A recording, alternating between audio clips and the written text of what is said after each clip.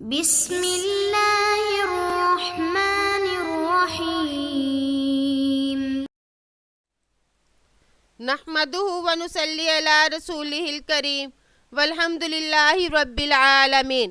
آج ہم ریاض الصالحین کے تیسرے حصے کا پہلا سبق پڑھنے جا رہے ہیں، یعنی ریاض الصالحین حصہ صوم۔ اس کا پہلا سبق پڑھیں گے، باب استحباب العزلۃ عند فساد الزمان او الخوف من فتنۃ فی الدین ووقوع فی حرام وشبہات ونحوہا۔ لوگوں اور زمانے کے فساد کے وقت اور دین میں فتنے کے خوف سے، نیز حرام اور مشتبہ چیزوں میں مبتلا ہونے کے اندیشے سے گوشہ نشینی کے پسندیدہ ہونے کا بیان۔ قال اللہ تعالی ففروا الی اللہ انی لکم منہ نذیر مبین۔ اللہ تبارک و تعالی کا ارشاد ہے، بھاگو اللہ کی طرف، میں تم کو اس کی طرف سے ڈر سناتا ہوں۔ تو بھاگو اللہ کی طرف، اس سے مراد یہ ہے کہ گناہوں سے بھاگ جاؤ، اللہ کی طرف توبہ کرو۔ اور انی لکم نذیر مبین سے مراد یہ ہے کہ میں تم کو اللہ جل شانہ کے عذاب سے ڈراتا ہوں کہ اللہ کی نافرمانی اور اس کے حکم کی سرکشی سے اللہ سے دوری ہوتی ہے اور اس کا غضب آتا ہے، اور اللہ کا غضب عذاب کی صورت میں آتا ہے۔ وعن سعد بن ابی وقاص رضی اللہ عنہ قال سمعت رسول اللہ صلی اللہ علیہ وسلم یقول ان اللہ یحب العبد التقی الغنی الخفی۔ حضرت سعد بن ابی وقاص رضی اللہ تعالیٰ عنہ سے روایت ہے کہ رسول اللہ صلی اللہ علیہ وسلم نے فرمایا، بے شک اللہ تعالیٰ اس بندے سے محبت رکھتا ہے جو پرہیزگار، مخلوق سے بے نیاز اور پوشیدہ ہو۔ الغنی یعنی غنی سے مراد یہاں دل کا غنی ہونا ہے، یعنی جو صرف اللہ سے امید وابستہ کرے، لوگوں سے نہیں، جیسا کہ اس حدیث میں اس کا ذکر پہلے گزر چکا۔ پہلے حدیثوں میں بھی یہ بات آ چکی کہ غنی سے مراد کیا ہے۔ بہرحال جو لفظ یہاں پہ ہے عبد التقیہ، یعنی اللہ تعالیٰ جس سے محبت کرتے ہیں تو وہ کیسا آدمی ہو، عبد کی صفت بیان کی، التقی، الغنی، الخفی۔ التقی جو ہے یہ باب افتعال سے آتا ہے مزید فی میں، اور مجرد میں باب ضربہ یضرب سے آتا ہے۔ اور اسی طرح خفی، خفی کا مطلب ہوتا ہے لوگوں سے الگ رہنے والا، لوگوں سے چھپنے والا۔ اور یہ باب سامع یسمع سے آتا ہے، اور اسی طرح مزید فی میں یہ باب افعال سے آتا ہے۔ بہرحال اس حدیث میں آپ صلی اللہ علیہ وسلم نے اس آدمی کی تعریف فرمائی جس سے اللہ تعالیٰ محبت کرتا ہے، یعنی اللہ جل شانہ اس بندے سے محبت کرتے ہیں جو پرہیزگار ہو، متقی ہو۔ اور قرآن پاک کی ایک آیت میں بھی اس کا مفہوم بیان کیا گیا، اسی بات کو بیان کیا گیا جس میں فرمایا ان اللہ یحب المتقین، کہ بے شک اللہ تعالیٰ متقین سے محبت کرتا ہے۔ تو متقی کسے کہتے ہیں؟ متقی سے مراد کون شخص ہے، یعنی وہ کون آدمی ہے کہ اللہ تعالیٰ کی محبت جو ہے اس کے لیے آتی ہے۔ تو علماء فرماتے ہیں کہ متقی اس کو کہتے ہیں جو محرمات کے ساتھ ساتھ مکروہات بلکہ مشتبہات سے بھی اپنے آپ کو بچاتا ہو، یعنی حرام تو بالکل نہ کرے، اور اس کے علاوہ جو کام مکروہ ہے ان کو بھی نہ کرے، اور اس درجے سے وہ اللہ کی نافرمانی سے بچتا ہو کہ جس میں کچھ شک ہو ان کو بھی چھوڑ دے۔ اور یہاں پہ غنی سے مراد کیا ہے؟ وہ جیسے کہ بتایا پہلے کہ غنی وہ ہے جو بے نیاز ہو۔ یہاں جو ہے غنی سے مراد مال و دولت والا امیر آدمی مراد نہیں، بلکہ یہاں دل کا غنی مراد ہے۔ اور دوسری روایت میں بھی آتا ہے الغنا غنا نفسی، یعنی اصل غنا تو دل کا غنا ہوتا ہے۔ اور فرمایا کہ وہ چھپا ہوا ہو، تو یہ چھپے ہوئے سے مراد ایک تو یہ ہے کہ وہ لوگوں میں معروف و مشہور نہ ہو، متقی بھی ہے، پرہیزگار بھی ہے، لیکن اس کی کوئی مشہوری نہیں۔ اور دوسری بات یہ ہے کہ وہ لوگوں سے چھپ کر عبادت کرتا ہو۔ تو یہ اس وقت کی بات ہے جبکہ فساد زمانہ اور لوگوں سے اختلاط کی صورت میں دین کا محفوظ رکھنا مشکل ہو، وگرنہ یہ ہے کہ جس طرح کہ اب کا وقت ہے تو اس میں لوگوں کے ساتھ میل جول کرنے کی زیادہ فضیلت ہے، کیونکہ علماء فرماتے ہیں کہ ابھی یہ وقت نہیں آیا کہ آدمی لوگوں کو چھوڑ کر جنگل میں چلا جائے اور عبادت میں لگے اور چھپ کر وہاں عبادت کرے۔ تو یہ اس وقت سے مراد ہے کہ اگر کوئی فتنوں کا دور ہے، اپنے دین کو بچانا مشکل ہو، تو اس وقت وہ چھپ کر اللہ کی عبادت کرنے والا ہو. تو یہاں پر ایسے شخص کی تعریف بیان کی کہ اللہ تعالیٰ اس شخص سے محبت کرتا ہے اور یہ اس کی فضیلت ہوئی. وعن ابی سعید خدری رضی اللہ عنہ قال قال رجل ای الناس افضل یا رسول اللہ قال مؤمن یجاہد بنفسه وماله فی سبیل اللہ قال ثم من قال ثم رجل معتزل فی شعب من الشعاب يعبد ربه وفي رواية يتق الله ويدع الناس من شره متفق علیہ. حضرت ابو سعید خدری رضی اللہ عنہ بیان کرتے ہیں کہ ایک آدمی نے عرض کیا یا رسول اللہ لوگوں میں کون سا آدمی افضل ہے؟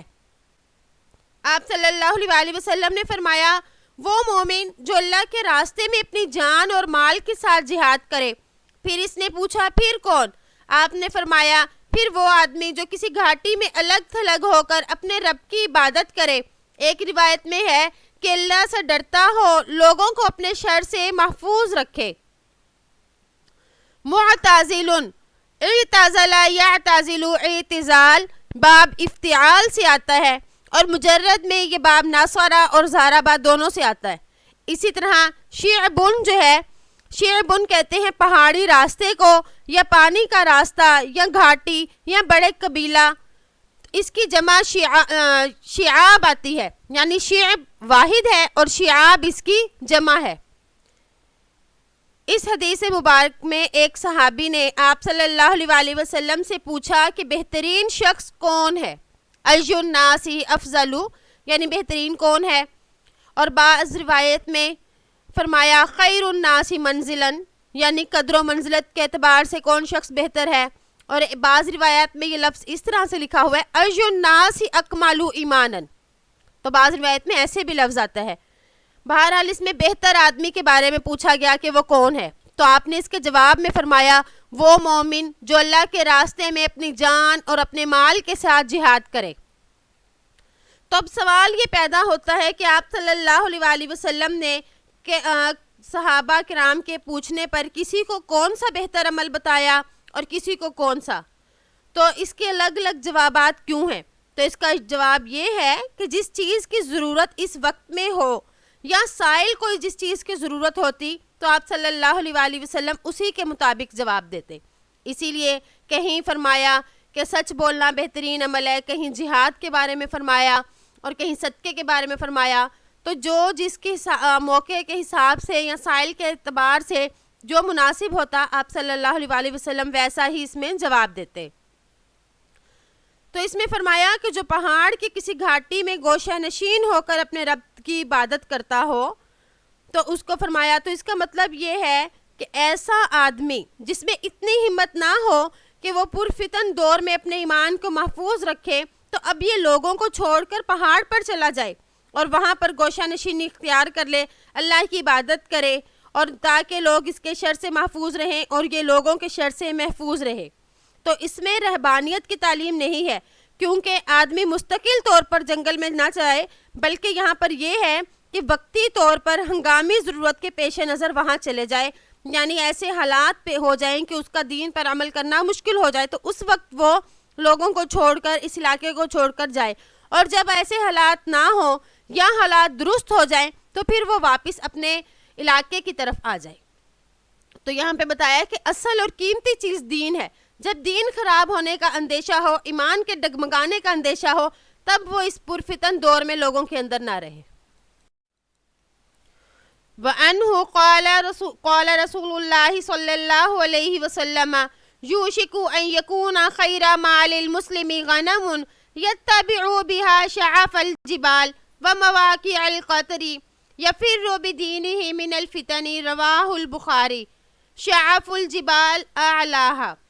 انہی سے روایت ہے کہ رسول اللہ صلی اللہ علیہ وسلم نے فرمایا قریب ہے کہ مسلمان کا بہترین مال بکریاں ہوں گی جن کو لے کر وہ پہاڑوں کی چوٹیوں اور بارش برسنے والی جگہوں پر چلا جائے گا. اس کا یہ فرار فتنوں سے اپنے دین کو بچانے کے لیے ہوگا. شعف الجبال یعنی پہاڑ کی چوٹی. اس حدیث میں آپ صلی اللہ علیہ وسلم نے مسلمان کا بہترین مال جو ہے بکریوں کو کہا تو علماء فرماتے ہیں کہ بکری کا ذکر اس لیے کیا کہ اس کے اندر مسکینت اور تواضع ہوتی ہے اور اس کو اٹھا کر انسان پہاڑی پر جا کر خلوت نشینی اختیار کر سکتا ہے۔ اور بعض نے اس کی ایک دوسری وجہ لکھی کہ بکری منفعت میں زیادہ ہے، یعنی زیادہ نفع بخش ہے، مشقت میں کم ہے۔ اگر اس کے لیے آپ دانہ اور چارے کا انتظام نہ کر سکیں تو وہ خود بھی اپنے چارے کا انتظام کر لیتی ہے، اور اس کے دودھ جو ہے وہ غذا بھی ہے اور مشروب بھی ہے، اور اس کی نسل بھی زیادہ جلدی بڑھتی ہے۔ تو آپ صلی اللہ علیہ وسلم نے جو جہاں پر فرمایا کہ یفر بدینہ من الفتن، تو یہاں سے آپ نے علت اور وجہ بتا دی اس شخص کے جانے کی کہ وہ شخص کیوں بھاگے گا، کیوں جائے گا، یعنی اس کا بھاگنا فتنوں سے اپنے دین کو بچانے کے لیے ہوگا، اس کا کوئی اور مقصد نہیں ہوگا۔ تو علامہ شبیر احمد عثمانی رحمہ اللہ فرماتے ہیں کہ فتن سے مراد عرف شرع میں یہ ہے کہ دین امور کی مخالفت عام ہو جائے، اس کی حفاظت مشکل ہو جائے اور اس کے اسباب اور ذرائع مفقود ہو جائیں، تو کمزوروں کو اجازت ہے کہ حفاظت دین کی خاطر نکل جائیں۔ اور علماء فرماتے ہیں کہ اگر فتنوں کا زمانہ نہ ہو تو اختلاط بہتر ہے، یعنی میل جول بہتر ہے، کیونکہ اس میں بہت سے فائدے حاصل ہو سکتے ہیں جو گوشہ نشینی میں حاصل نہیں ہو سکتے۔ امام نووی رحمہ اللہ فرماتے ہیں اختلاط اولا اور افضل ہے اس شخص کے لیے جس کو اپنے دین میں نقصان کا خطرہ نہ ہو۔ ہاں اگر فتنے کا دور ہے اور وہ شخص فتنوں کے دبانے پر قادر نہیں تو اب اس کے لیے تنہائی اور یکسوئی اختیار کرنا افضل ہے۔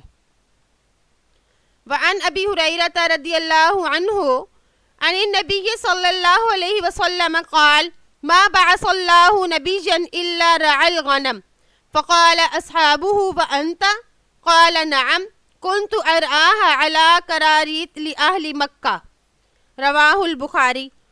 حضرت ابو ہریرہ رضی اللہ عنہ روایت کرتے ہیں کہ نبی کریم صلی اللہ علیہ وسلم نے فرمایا اللہ تعالیٰ نے جو نبی بھی بھیجا اس نے بکریاں ضرور چرائیں۔ آپ صلی اللہ علیہ وسلم کے صحابہ نے پوچھا اور آپ نے بھی؟ آپ صلی اللہ علیہ وسلم نے فرمایا ہاں میں نے مکہ والوں کی بکریاں چند قیرات کے عوض چرائی ہیں۔ رعا جو ہے یہ ماضی کا صیغہ ہے اور اس کا مضارع یرعا آتا ہے، اس کا مصدر راعین یا رعایتن آتا ہے۔ بہرحال یہاں پہ آپ صلی اللہ علیہ وسلم فرما رہے ہیں کہ ہر نبی نے بکریاں چرائیں۔ تو بکریاں چرانے کی بظاہر یہ وجہ معلوم ہوتی ہے کہ انبیاء کرام کو اللہ تعالیٰ نے انسانوں کے ہدایت کے لیے بھیجا، اور انبیاء علیہ السلام کے لیے انسانوں کے ساتھ معاملہ کرنا اور ان کی طرف سے پہنچنے والی تکالیف کو برداشت کرنا آسان ہو جائے، اس لیے اللہ تعالیٰ نے ان کو بکریاں چرانے کا کہا، کیونکہ چرواہے کو بکریوں کی حفاظت کے لیے بہت صبر اور ضبط سے کام لینا پڑتا ہے۔ نیز اس میں مشق کروائی جاتی ہے کہ امت کے ساتھ بھی محبت اور شفقت، محنت اور مشقت، باہمی ربط و تعلق، خیر و خواہی کا رابطہ رکھا جائے۔ اور اسی طرح یہ بھی سبق ملتا ہے کہ ایک رہبر یعنی بادشاہ اور قوم کے بڑے آدمی کے لیے وہ بھی قوم کے ساتھ وہی معاملہ کرے جو چرواہا اپنی بکریوں کے ساتھ کرتا ہے۔ یہاں پہ فرمایا قراریط، قراریط قیرات کی جمع ہے، یہ دینار کے 20ویں حصے کو یا 24ویں حصے کو کہتے ہیں۔ نیز اس حدیث میں اس بات کی بھی ترغیب دی جا رہی ہے کہ دعوت دینے والا آدمی لوگوں کے ساتھ رہے، ان کی تکلیفوں کو برداشت کرے، اپنے اندر ہمدردی اور تواضع پیدا کرے، جیسے کہ چرواہے میں یہ اوصاف پائے جاتے ہیں۔ تو اس لیے آپ صلی اللہ علیہ وسلم نے یہاں پر فرمایا کہ میں نے بھی بکریاں چرائیں، تو یہاں پر یہ فضیلت معلوم ہو گئی کہ گوشہ نشینی کے مقابلے میں اگر انسان مضبوط ہے تو وہ اس پرفتن دور میں بھی، یعنی جو رہبر ہے، رہنما ہے، اس پرفتن دور میں بھی وہاں رہے اور لوگوں کی ہدایت کا ذریعہ اور سبب بنے اور اپنے اندر صبر اور تحمل کو پیدا کرے۔ وعنہ عن رسول اللہ صلی اللہ علیہ وسلم انہ قال من خیر معاش الناس لهم رجل ممسک عنان فرسه فی سبیل اللہ یطیر علی متنه كلما سمع هیعة او فزعة طار علیہ یبتغی القتل والموت مزانه او رجل فی غنیمة فی رأس شعفة من هذه الشعف او بطن واد من هذه الأودية يقيم الصلاة ويؤتي الزكاة ويعبد ربه حتى يأتيه اليقين لیس من الناس الا فی خیر، رواہ مسلم۔ انہی سے روایت ہے، یعنی حضرت ابو ہریرہ رضی اللہ تعالیٰ عنہ سے روایت ہے کہ آپ صلی اللہ علیہ وآلہ وسلم نے فرمایا، لوگوں میں سب سے اچھی زندگی اس آدمی کی ہے جو اللہ کی راہ میں اپنے گھوڑے کی لگام تھامے ہوئے ہو، اس کی پیٹھ پر سوار ہو کر اڑتا ہے، جب بھی کوئی لڑائی یا گھبراہٹ کی آواز سنتا ہے تو فوراً اس پر اڑ کر وہاں پہنچتا ہے، قتل ہو جانے یا موت کے متوقع مقامات کو تلاش کرتا ہے۔ یا وہ آدمی جو تھوڑی سی بکریوں کے ساتھ پہاڑ کی چوٹی پر یا ان وادیوں میں سے کسی وادی میں اقامت گزیں ہو، وہاں نماز قائم کرتا ہو، زکوٰۃ ادا کرتا ہو اور اپنے رب کی عبادت کرتا ہو، حتیٰ کہ اسے موت آ جائے، وہ لوگوں سے اچھی حالت میں رہے، وہ لوگوں سے اچھی حالت میں ہے۔ یتیرو معنی جلدی کرتا ہے، متنتو اس کی پیٹھ، حیاتن لڑائی کی آواز یا دھماکہ یا فائرنگ کی آواز، فزعتن لڑائی کی گھبراہٹ کو کہتے ہیں، مزانو شیء جن مواقع میں جنگ کی شدت متوقع ہو، غنیمتو غین کے پیش کے ساتھ غنم بکری کی تصغیر ہے، الشعفتو شین اور عین کی فتح کے ساتھ پہاڑی کی بلندی کو کہتے ہیں۔ تو اس حدیث سے محدثین فرماتے ہیں کہ اس حدیث سے ہمیں کئی باتیں معلوم ہوئی۔ نمبر 1، مسلمان ہر وقت اپنے دشمنان دین کے لیے تیار رہے، کہ فرمایا کہ وہ اپنے گھوڑے کی لگام کو ہر وقت پکڑے رہتا ہے، یعنی ہر وقت اپنے دین کے دشمنوں کے لیے تیار رہے۔ نمبر 2، اپنے نفس اور شیطان سے مقابلہ کرتا رہے۔ نمبر 3، دنیا کی فانی لذتوں اور نفس کی باطل خواہشات اور شہوات سے بچتا رہے، اپنے آپ کو ان سے بچائے۔ نمبر 4، دین کی تائید اور شریعت کی تقویت کے لیے لوگوں کے درمیان رہن سہن اختیار کرے تو بہتر ہے، ورنہ اگر دنیا والوں کے ساتھ رہنے میں دین اور شریعت کو کوئی نقصان پہنچے اور ایمان کے ضائع ہونے کا خطرہ ہو تو اب وہ گوشہ نشینی اختیار کر لے۔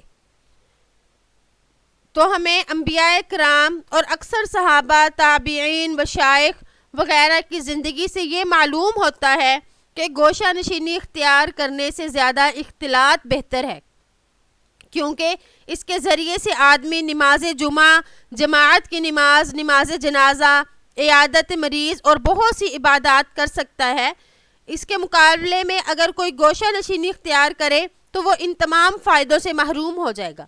لیکن یہ گوشہ نشینی اختیار کرنا اس وقت بہتر ہے جب ایمان کا خوف ہو، یعنی ایمان کے ڈگمگانے کا یا ضائع ہونے کا ڈر ہو، تو پھر ان تمام جو فائدے ہم نے پیچھے بیان کیے اختلاط کے، تو ان تمام فائدوں کو چھوڑ کر وہ اپنے ایمان کو بچائے، کیونکہ ایمان ہوگا تو یہ فوائد بھی حاصل ہوں گے۔ اور جب تک اس کو یہ ڈر ہے کہ جو دور ہے وہ پرفتن ہے، اور اس کو یہ ڈر ہوگا کہ کہیں میرا ایمان ختم نہ ہو جائے یا خراب نہ ہو جائے، تو پھر وہ واپس نہ آئے، تو اس کی فضیلت ظاہر ہے۔